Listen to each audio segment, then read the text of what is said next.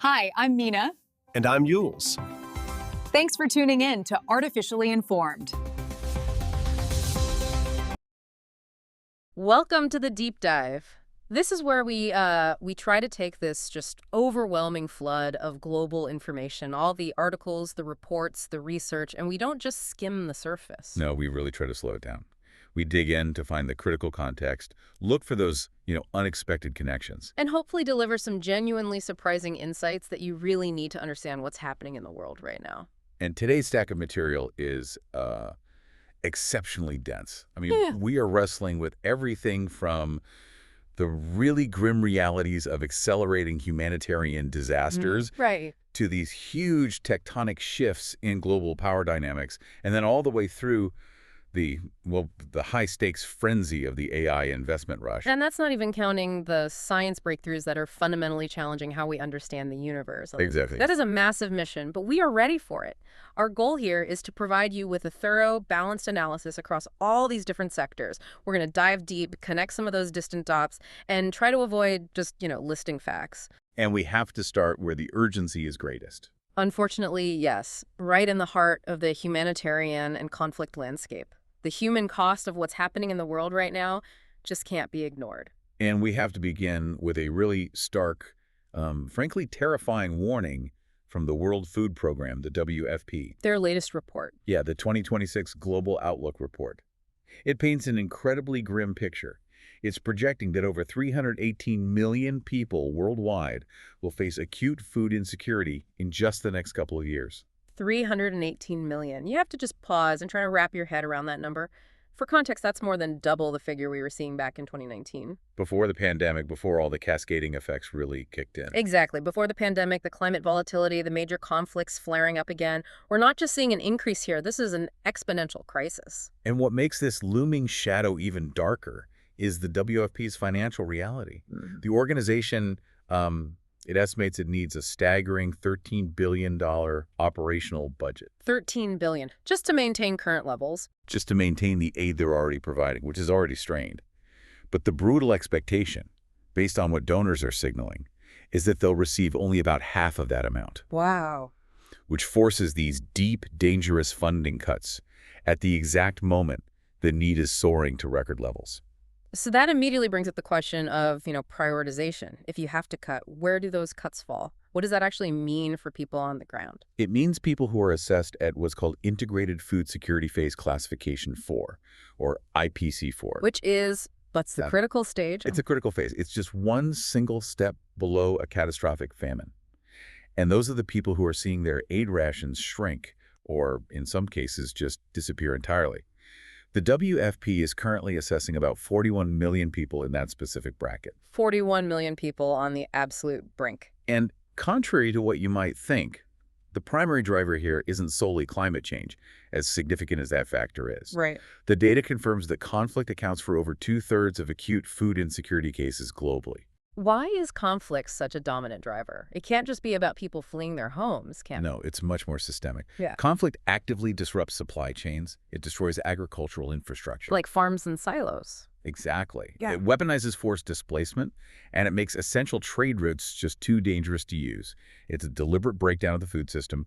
We're seeing confirmed famine conditions right now in Sudan, for example, and that's directly linked to the conflict there. And we're seeing the same risk in Gaza. A significant and rising risk of famine in Gaza. Yeah. Yeah, which is being exacerbated by the ongoing blockades that prevent the necessary aid from flowing in consistently. That urgency led the WFP executive director, Cindy McCain, to issue this blistering statement.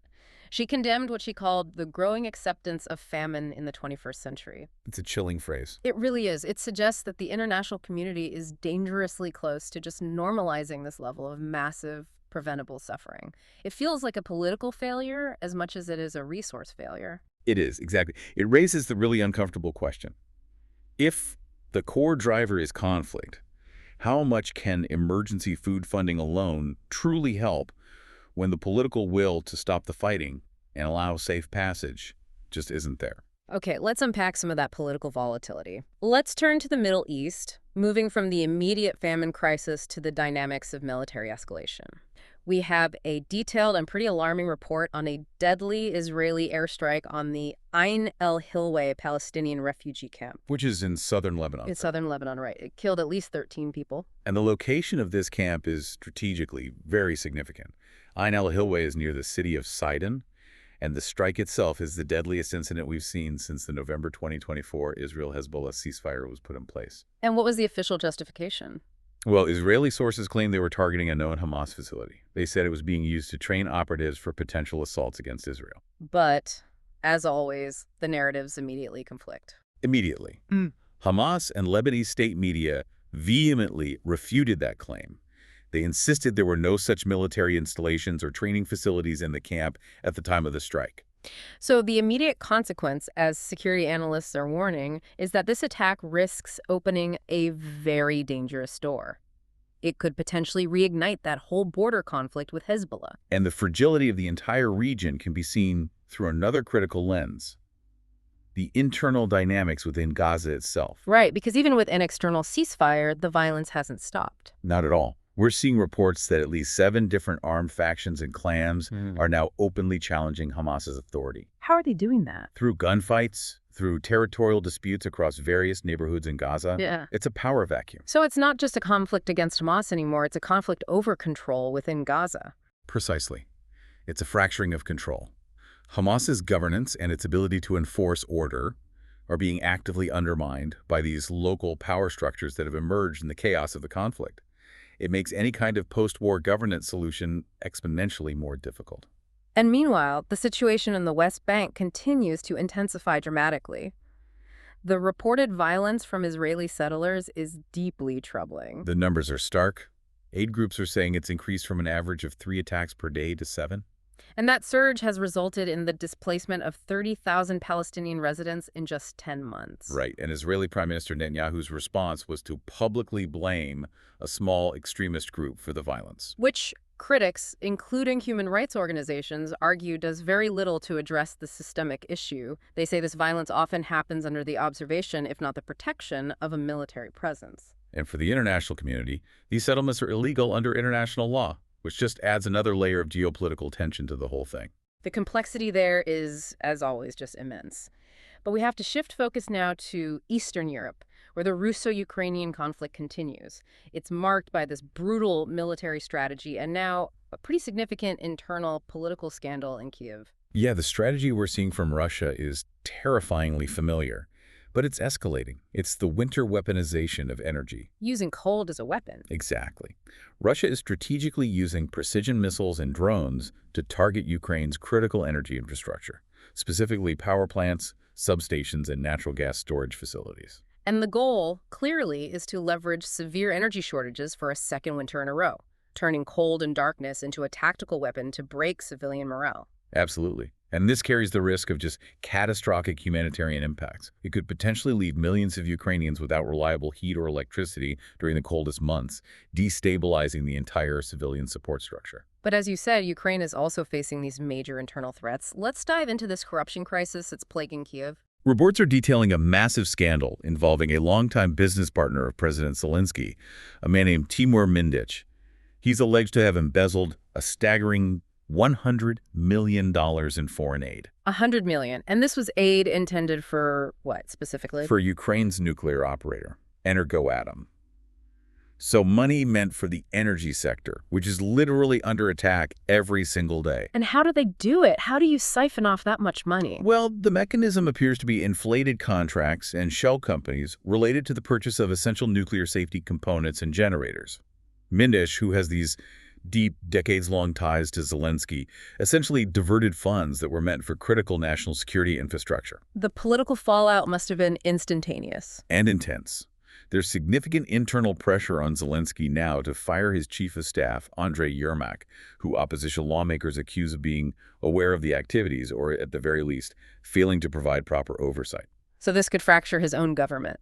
It could.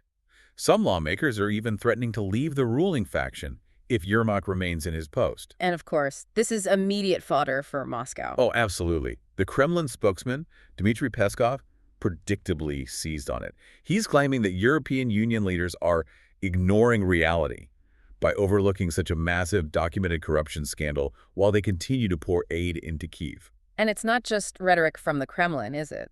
This scandal has direct, measurable consequences for Ukraine's bigger ambitions. It does. Senior members of the European Parliament have stated explicitly that this level of corruption is why the EU is refusing to fast-track Ukraine's membership application. They've made it clear they won't take on that level of political and economic instability without serious judicial and governance reforms first. Meanwhile, the war itself just grinds on with a tragic civilian toll. We have to report on the devastating Russian strike on Ternopil in western Ukraine. Yeah, that attack resulted in the deaths of 25 people, including several children. It just highlights the horrific and, frankly, indiscriminate civilian cost of Russia's long-range attacks. And in the continuous military back and forth, Russia is also claiming a significant defensive victory. They're saying they successfully neutralized 4 U.S.-made ATACMS missile strikes. Right, targeting military and civilian locations in the city of Voronezh, using their advanced S-400 air defense system. The ATACMS, that's the Army Tactical Missile System, is a high-value, long-range weapon. So the Russian claim, if it's verified, would be a pretty notable defensive success. And finally, in the diplomatic theater, we're seeing this rising hostility between Russia and NATO states manifest in very concrete actions. Poland has made the significant decision to close its last remaining Russian consulate, the one in Gdansk. They explicitly cited the closure as a response to an unprecedented act of sabotage. Linked to that railway explosion. Exactly, the recent explosion on the line connecting Warsaw to Ukraine. This is a major diplomatic rupture. Polish authorities asserted that the suspects tied to Russian intelligence who carried out the bombing subsequently fled to Belarus. So this moves way beyond diplomatic sparring. This is a direct response to a physical, hostile action on sovereign Polish soil. It really illustrates the rising risk of this kind of hybrid warfare spilling over. Now, moving from those volatile conflict zones to the more structured, though equally tense, halls of high diplomacy, we can pivot to U.S. foreign policy and a very clear strategic alignment. Right. Sources are detailing the warm reception President Trump gave to Saudi Crown Prince Mohammed bin Salman, or MBS. This meeting really symbolizes a clear policy choice. It's a pragmatic approach where the U.S. is prioritizing massive arms deals and strategic interests in the Middle East, specifically balancing against Iran. Despite the ongoing severe human rights concerns that are associated with the Crown Prince, its security and economics over ethics stated right up front. And that ethical debate centers directly on the 2018 killing of the journalist Jamal Khashoggi. President Trump offered a highly controversial defense of MBS regarding the murder. What did he say exactly? He asserted that the Crown Prince knew nothing about the plot and stated with striking simplicity that things happened. Things happened. That stands in stark, direct contrast to the detailed intelligence assessments we've seen before, including from U.S. intelligence agencies. Which implicated MBS directly in authorizing the operation that killed Khashoggi. So this signals a complete overhaul of the U.S. stance on that issue. And that diplomatic effort wasn't just confined to political talks, was it? The soft power integration was fascinating to watch. It really was. The football star Cristiano Ronaldo visited the White House, and it coincided exactly with MBS's visit. Right. Ronaldo plays for the Saudi club Al Nassr. And it showcases Saudi Arabia's strategic use of sports diplomacy. It's integral to their Vision 2030 efforts, which are all about modernizing the country's global image and diversifying its economy away from oil. It's a masterclass in intertwining high-level politics, massive capital, and global celebrity culture to whitewash difficult political realities. Meanwhile, a geopolitical adversary is demanding retribution. Following President Trump admitting a pivotal role in supporting Israel's military actions against Iran back in June. He specifically noted U.S. intelligence and logistical assistance. Yes, and following that admission, Iranian officials have escalated their demands. They're now calling for full reparations and are pushing for a United Nations investigation into the attacks. That acknowledgement by a sitting U.S. leader about direct military support, that could be a massive diplomatic flashpoint. It potentially legitimizes Iran's claim to reparations and complicates any future negotiation framework. Now, moving across the globe, we see international espionage operating far away from the classic image of smoky back rooms. It's happening right on the digital platforms many of us use every day. You're talking about MI5's warning. I am. MI5, the UK's domestic intelligence agency, issued a critical, detailed warning that Chinese operatives are actively using professional networking platforms like LinkedIn to target British lawmakers, parliamentary staff, and civil servants. And the methodology is pretty sophisticated, isn't it? Very. They create these highly credible fake profiles offering lucrative consulting or research jobs. The goal is to establish contact, gain trust, and then slowly extract sensitive information or even recruit assets. A UK minister made it clear that this pervasive spying will not be tolerated. Right. But it highlights the sheer difficulty of balancing national security with our interconnected digital world. And East Asia continues to simmer with these layered territorial and economic tensions. First, you have the long-running dispute between Japan and South Korea over the land court rocks known as Takeshima in Japan and Dokdo in South Korea. And Japan is actively promoting its sovereignty claims through school textbooks and official maps. Which South Korea protests vigorously, seeing it as a historical provocation. Then you layer on top of that the bigger China-Japan-Taiwan dynamic. Right. The Singapore Prime Minister, Lawrence Wong, explicitly urged both China and Japan to find ways to de-escalate tensions over the Taiwan Strait. His calculus, notably, suggests a direct military conflict is unlikely unless Taiwan makes a major, unambiguous, provocative move. So a slight note of regional optimism there. A very slight one. But China is definitely using trade as a diplomatic weapon in these spats. Amid the ongoing friction, China declared that it sees no market for Japan's seafood imports. Which is a clear and powerful economic retaliation. It just illustrates how quickly these trade relationships can be leveraged to punish perceived diplomatic offenses. Let's transition to diplomacy that's focused on massive resources and shared infrastructure, specifically in South America. Okay. Brazil and Paraguay have resumed high-level dialogue regarding the massive Itaipu binational hydropower plant. It's one of the world's largest dams. And this resumption is a massive deal because negotiations have been suspended due to a major scandal. A Brazilian espionage operation, of all things. Brazil's intelligence agency was caught trying to hack into Paraguay's systems to access sensitive information about the dam's tariffs. So the spying was directly related to money and power sharing? Exactly. The intelligence would have given Brazil a massive advantage in renegotiating the financial terms of the dam's operation. So now that they're talking again, what's the core focus? The focus is on revising something called Annex C of the Itaipu Treaty. This annex deals with all the financial regulations and the cost sharing of the energy produced. And Paraguay argues they're consistently underpaid for their share of the power. While Brazil seeks to maintain its favorable historical pricing structure, the negotiations are incredibly high stakes, as Itaipu represents a huge percentage of both nations' power supply. On the other side of the world, connectivity is being enhanced between two other major powers, Russia and China. Russian President Putin announced upcoming visa-free travel for Chinese citizens. A reciprocal move. Yes, and it's intended to significantly enhance cultural exchange and, crucially, economic connections. We're talking tourism and border trade especially. It follows a successful trial period that saw a surge in Chinese travelers into Russia's Far East. And it further solidifies the economic and political alignment between the two countries, especially amid Russia's increasing isolation from the West. We also see this delicate balance of U.S. pressure and vital European industrial needs playing out in the semiconductor space. In the Netherlands. Exactly. The Dutch government made a highly scrutinized decision to suspend its use of a Cold War-era law, the Goods Availability Act. And that law would have allowed them to intervene and potentially seize the European operations of the Chinese-owned chipmaker Nexperia. Right. The law essentially allowed the government to intervene in critical supply chains for national security reasons. But the Dutch government cited constructive discussions with China, arguing the suspension was aimed at ensuring a stable chip supply for key European industries. especially the crucial automotive sector, which relies heavily on Nexperia's components. So on one hand, this looks like a de-escalation towards China. But on the other, it really underscores the immense U.S. pressure on European nations regarding critical semiconductor technology. Europe is trying to navigate this very difficult path of maintaining commercial supply chains while still trying to achieve some degree of digital autonomy. And finally, let's turn briefly back to the U.S. domestic sphere.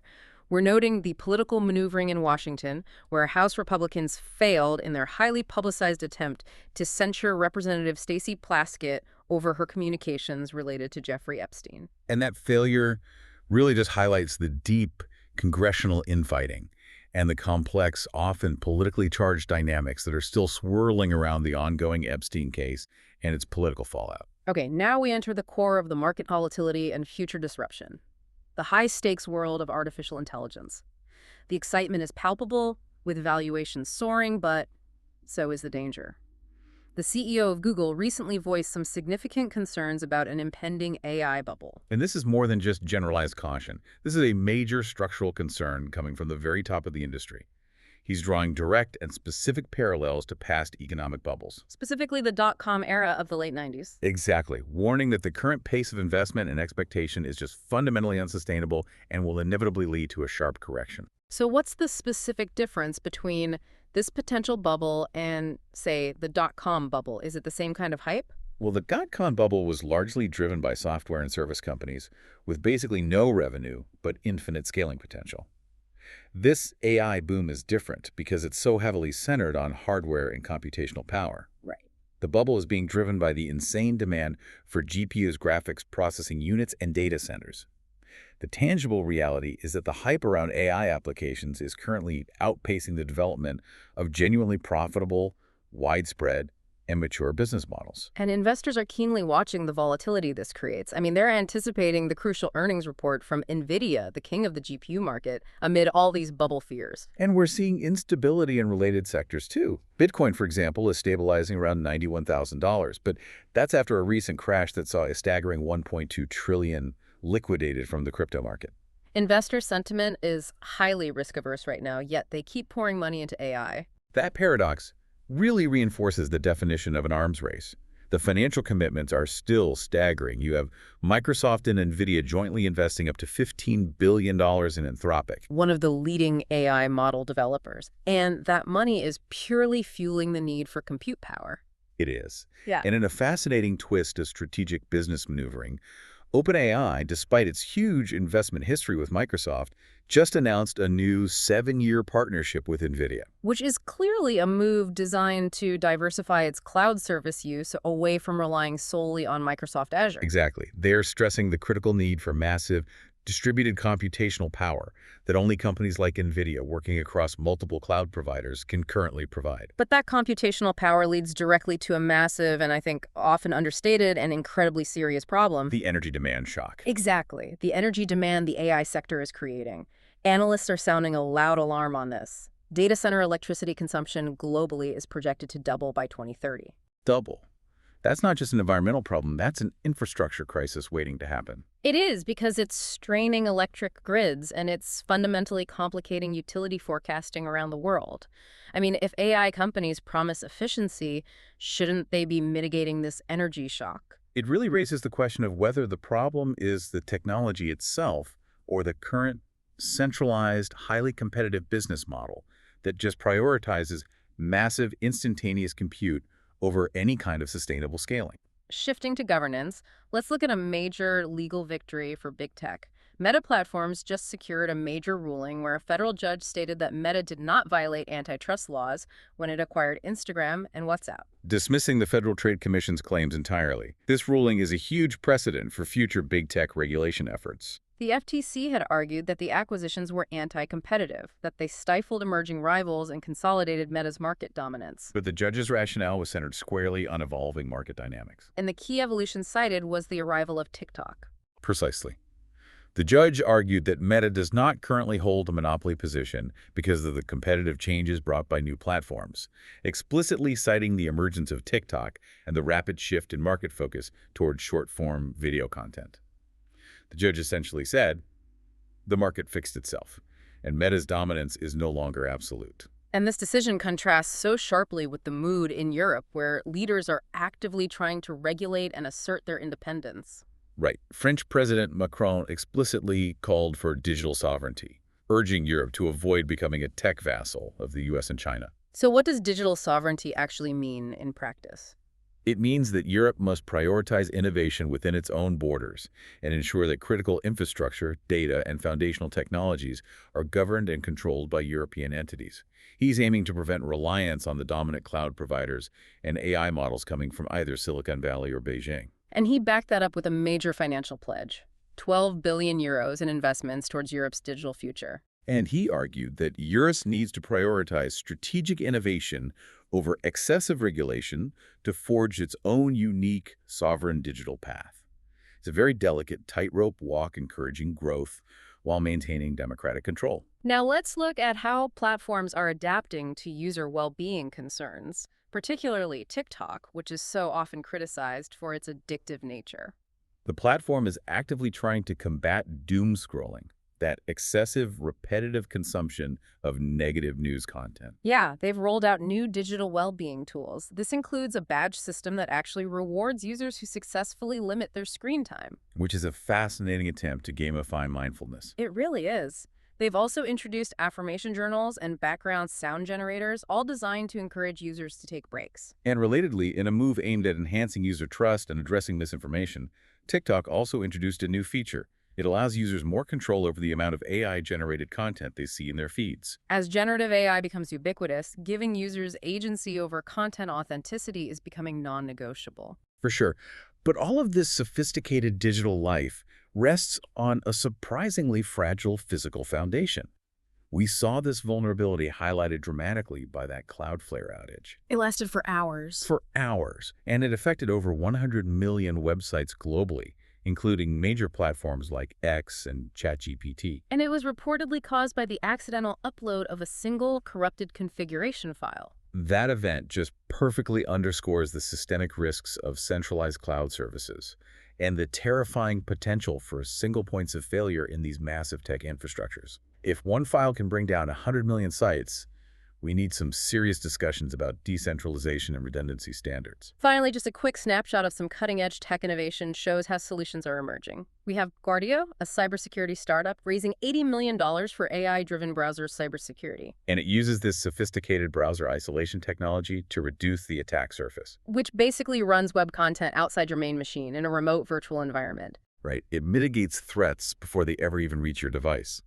And YC-backed Poly has relaunched as a cloud storage platform with integrated AI search capabilities. It's moving beyond simple file storage to allow users to find and use files across different media types using natural language. And for the gamers, the Analog 3D console has launched, catering to N64 retro enthusiasts with high-fidelity, authentic experiences. This next section is where we truly expand our focus, moving from silicon to synapses, starting with the cosmos and consciousness. And the James Webb Space Telescope, the JWST, just continues to deliver mind-blowing discoveries, challenging the very timeline of the universe.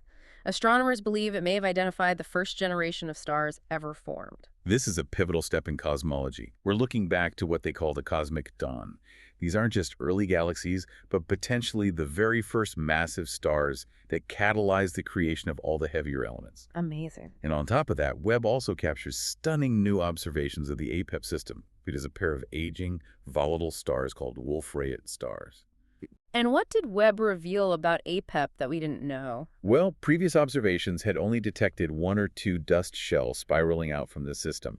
Webb was able to confirm 4 distinct, massive spiraling dust shells, and it confirmed that 3 stars are gravitationally bound together within that system. And why are Wolf-Rayet stars so important? They're crucial because their powerful stellar winds and their eventual supernovae enrich the galaxy with the heavy elements necessary for planet and, ultimately, life formation. We're talking about fundamental reality here.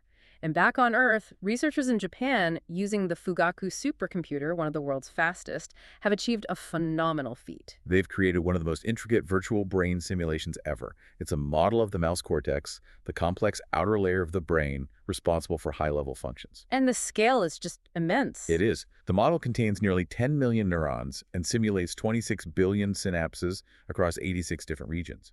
They essentially built a functional virtual rodent brain. That is just immense computational power dedicated to understanding biology.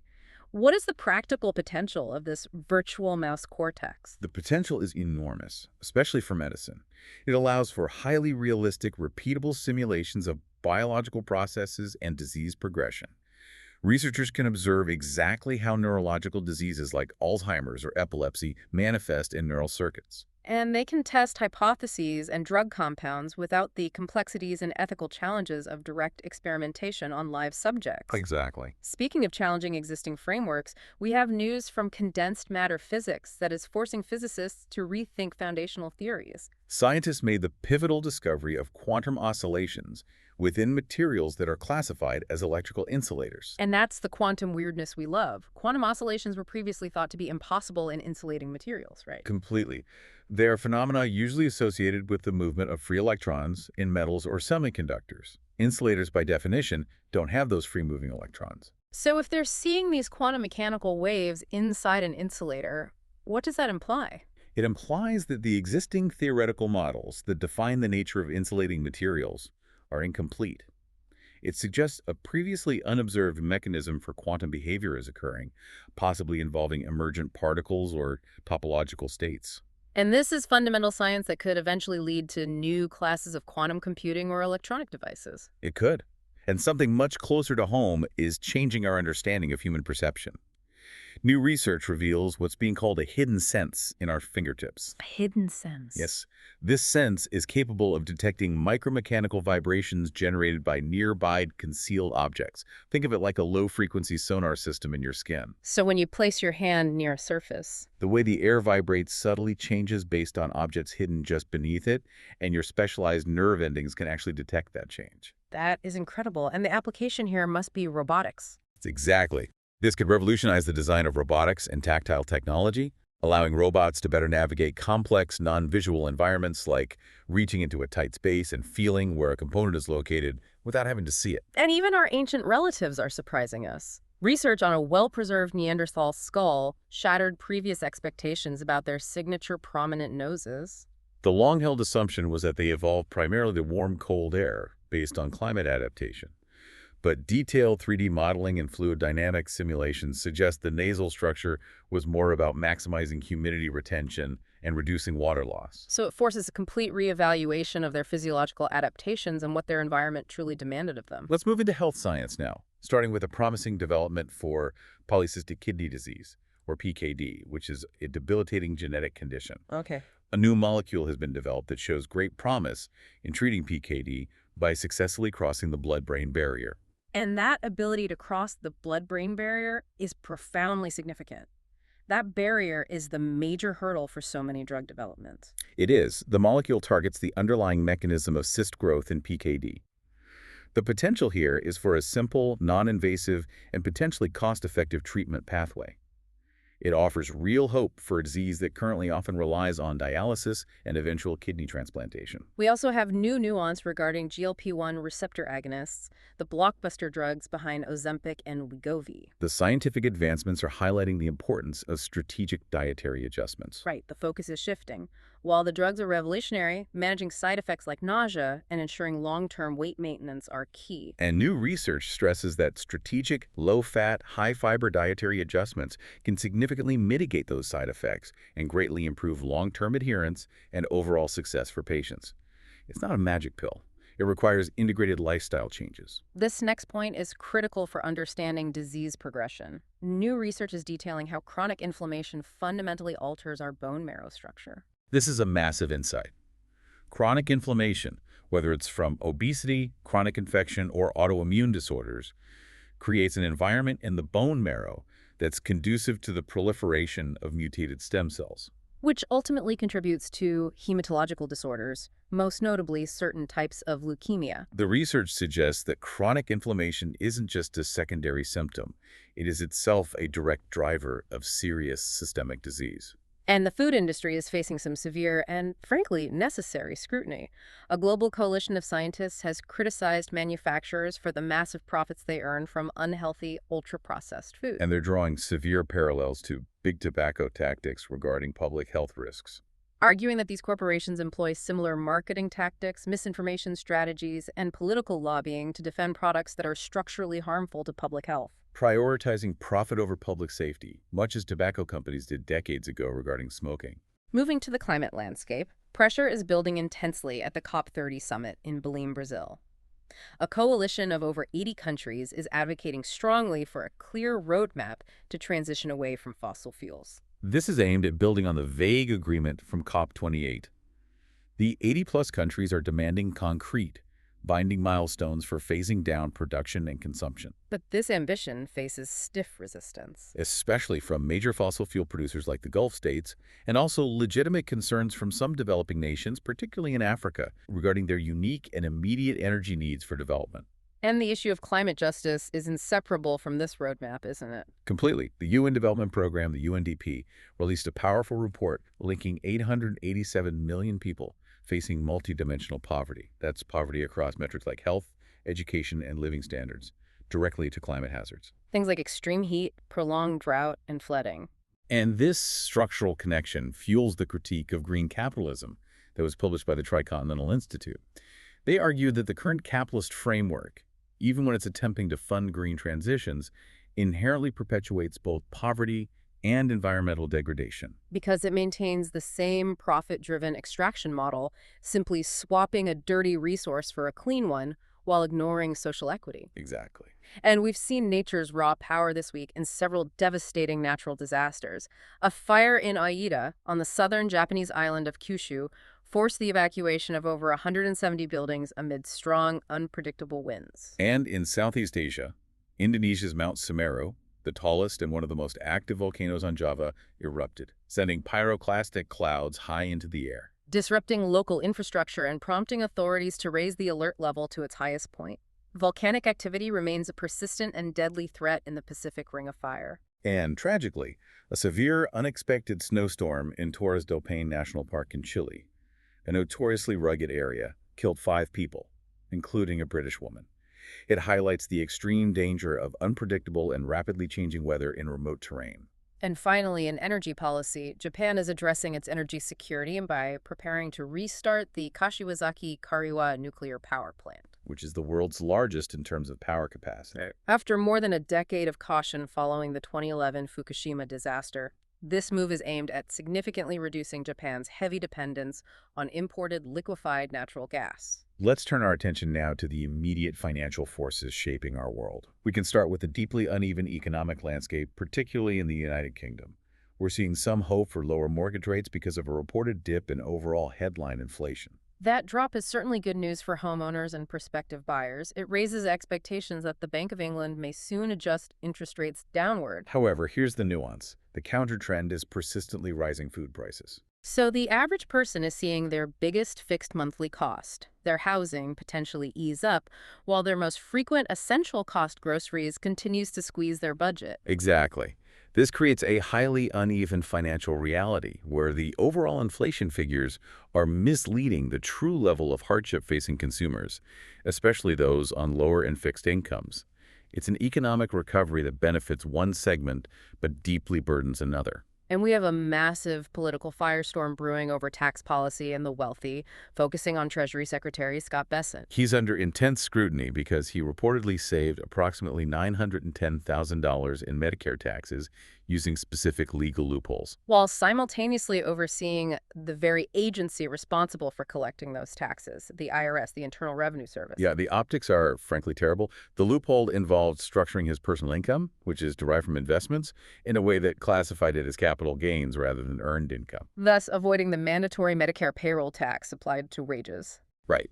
A person in charge of tax collection used sophisticated methods to legally minimize his own contribution to a public health program. And that kind of revelation just fuels the arguments put forth by figures like former Labor Secretary Robert Reich. Reich argues that the super-rich are systematically consolidating power, not just through financial markets, but by actively buying up key media outlets. He argues this media consolidation allows them to control both capital and the narrative, influencing public opinion and legislation, including tax law, in their favor. Thereby protecting the very loopholes that allow them to accumulate such wealth while reducing their own tax burden. Meanwhile, the UK is grappling with acute housing insecurity.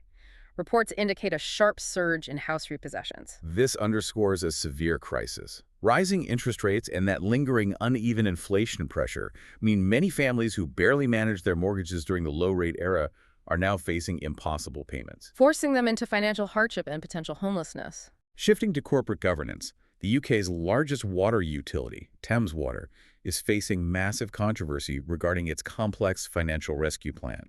Excluded bidders are now publicly accusing the utility of lacking transparency and inclusiveness in the decision-making process for its financial restructuring. And this is critical because Thames Water provides water services to millions of people.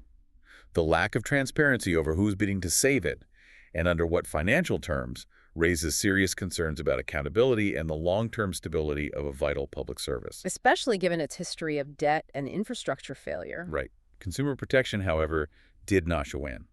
The UK Advertising Standards Authority, the ASA, banned several misleading hotel advertisements, including from Booking.com, Hilton, Travelodge, and Accor. The issue is that the advertised prices inaccurately reflected the total room prices. Because they excluded mandatory service fees or taxes that were only revealed much later in the booking process.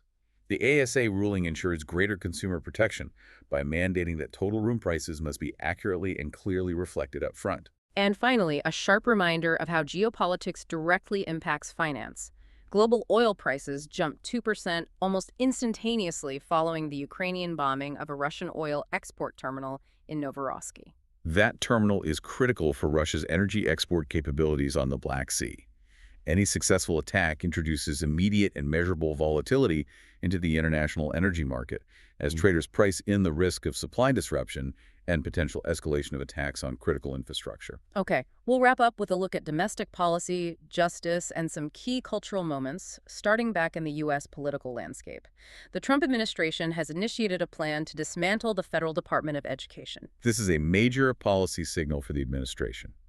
The intent is to transfer various offices and functions to other existing agencies, like the Department of Labor. And proponents argue it will streamline efforts and reduce bureaucratic overhead, reflecting a shift toward a limited federal role in education and granting more autonomy to the states. In the judicial realm, a federal judge has blocked the Republican-drawn Texas congressional redistricting map, ruling against its implementation ahead of the 2026 midterms. The judge identified elements of racial gerrymandering in the map. The suggestion is that the process wasn't merely political, trying to secure partisan advantage, but discriminatory, illegally diluting the voting power of minority communities, which violates the Voting Rights Act. Another constitutional clash occurred in Texas, this time over religion in public schools. A federal judge ordered some Texas school districts to remove posters displaying the Ten Commandments. This temporarily blocks a new state law that mandated their public display. The judge cited constitutional concerns regarding the separation of church and state, specifically the Establishment Clause, arguing that a mandatory display of religious text constitutes government endorsement of religion, which is prohibited. We're also seeing intense federal activity on immigration policy. The federal immigration crackdown has expanded dramatically to Raleigh, North Carolina, leading to widespread fear in local communities. And the enforcement actions have generated significant controversy. They have. Reports include the alarming arrest of U.S. citizens who allegedly warned others of impending enforcement operations. This raises serious questions about civil liberties, heavy-handed tactics, and the legality of interfering with citizens warning their neighbors. Moving into the justice system, the urgent need for reform is starkly highlighted by the harrowing case of Peter Sullivan, who was wrongfully jailed for 38 years. Sullivan claims police bullied him into admitting to a murder he did not commit. It just underscores the serious, persistent issues around police misconduct, the unreliability of coerced confessions, and the devastating, life-altering impact of a flawed judicial system. And we have painful, necessary testimony from a survivor of sexual assault, Morena Loughnane, who spoke out about the trauma caused by significant delays in her trial process. And new research confirms that 1/3 of sexual assault trials were postponed last year, delaying justice and extending the suffering for victims. Loughnane's testimony is a call for systemic change to speed up the process and minimize the re-traumatization caused by these delays. On a global scale, authorities conducted a massive coordinated raid on a large online gambling hub in Myanmar, detaining 14,000 individuals and seizing 10,000 mobile phones. This operation highlights the staggering scale of organized, transnational crime operating within the region. These hubs are often linked to human trafficking, racketeering, and sanctions evasion, making their dismantling a significant international law enforcement victory. Finally, let's look at culture and sports. We have to celebrate Scotland securing its World Cup spot for the first time since 1998. Capped by Kenny McLean's sensational stoppage-time goal. What an incredible dramatic moment for Scottish football fans. Absolutely. And in the same qualifiers, the small Caribbean nation of Curaçao made history by securing its first-ever World Cup berth. a massive milestone for Caribbean football. Shifting to cricket, the Ashes series against Australia is always intense. Former England bowler Stephen Finn described the mentally taxing experience of playing down under, where players feel like the whole country is against you. And Captain Ben Stokes is trying to rally his team with the call to create history in this massive rivalry. The psychological intensity of that series, even more than the physical challenge, is what defines its cultural weight. We also saw some cultural controversy when entrepreneur Upasana Konadela, speaking at IIT Hyderabad, advised women to consider freezing their eggs as the biggest insurance for career management. And this sparked significant social backlash. Critics argue that while the choice is personal, framing it as insurance oversimplifies the complexities. They contend it places the full burden of societal failure, like a lack of sufficient childcare or inflexible work environments, onto women's biological clocks and bodies. And we end on an odd sports and crime nexus. Cleveland Browns quarterback Shedder Sanders' home was burgled during a game, with $200,000 in property stolen. Thieves clearly knew exactly when his attention would be occupied. And in a far more serious case, Norwegian footballer Andreas Schilderup was convicted by a Danish court for sharing a sexual video of minors, receiving a suspended prison term. It highlights that legal accountability follows athletes even across borders. We have covered just immense ground today, from the desperate financial state of the World Food Program, trying to feed a staggering 318 million people with half the resources they need, to the intense volatility in global energy markets caused by strategic conflict, and the incredibly rapid yet fragile evolution of AI technology that threatens to double global energy consumption. If we synthesize all this, the takeaway is pretty clear. Long-term strategic pushes, whether it's Europe's ambition for digital sovereignty, Japan restarting the world's largest nuclear plant, or MBS's Vision 2030 are constantly being tested. And often derailed. Often derailed by immediate violent crises, by mass corruption like the scandal in Ukraine, and by the ethical and the logistical dilemmas posed by this rapidly evolving technology. These forces are all intertwined, creating a global system defined by simultaneous advancement and deep instability. And so we'll leave you with this final provocative thought to consider. Given that scientists have just simulated 10 million neurons of a mouse brain with stunning precision, achieving a feat of incredible complexity, and simultaneously discovered a new freckle crater on the moon that we failed to see until now. what massive complex structures in our society or politics like systemic corruption or the consolidation of billionaire media power are we still failing to perceive or accurately measure simply because we're looking in the wrong place or just lacking the right tools for discovery? Thank you for joining us on this deep dive. We hope you feel better equipped to navigate the complexity of the world right now. For enjoying Artificially Informed. Hit subscribe and share it with a friend. From the left, the right, and straight from the algorithm. Thank you. That's it for today's Artificially Informed. Nope. Thanks for spending your time with us. Yeah. Stay sharp, stay curious. See you next time.